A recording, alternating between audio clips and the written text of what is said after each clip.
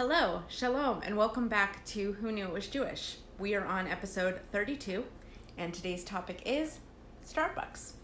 Starbucks was actually founded by three business partners, Steve Seigel, Jerry Baldwin, and Gordon Boker.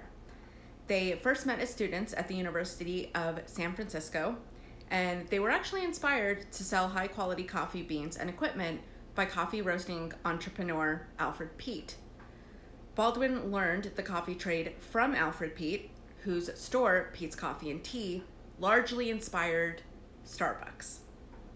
Gordon Boker recalls that a business partner of his, Terry Heckler, thought words beginning with the letters ST were quite powerful, so it led the founders to create a list of words beginning with ST, hoping to find a brand name. That they did.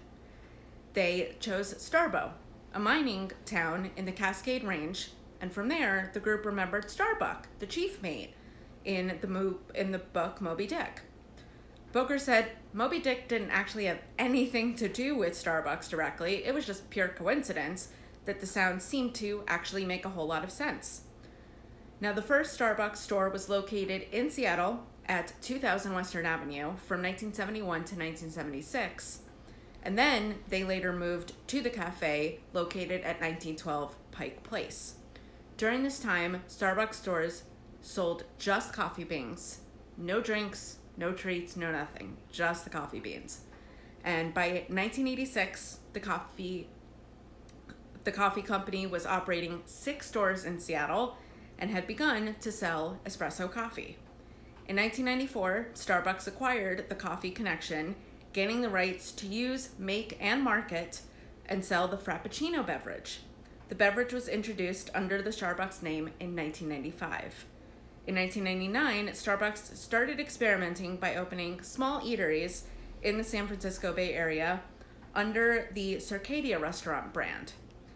And at the same time, Starbucks converted its Seattle Circadia restaurant into a cafe Starbucks. As of February 2023, Starbucks now has over 36,171 locations open across 83 countries, with 61% of the locations operating in the US and China, and the rest operating elsewhere. Thank you so much for joining me for today's episode. Make sure to tune in every Sunday and every Thursday for a new episode. And don't forget, if there is something that you'd like me to look into, a toy, a character, a brand, a food, a company, that you think might have a Jewish background, let me know in the comments or email me. I am on all social media platforms. Let me know. I'd love to look into it for you. And of course, if I find that whatever you suggested has a Jewish history and background to it, I will not only make sure to make a video about it, but I will make sure to shout you out in the episode. Thanks again for joining me for today's episode, and I will see you all in the next one.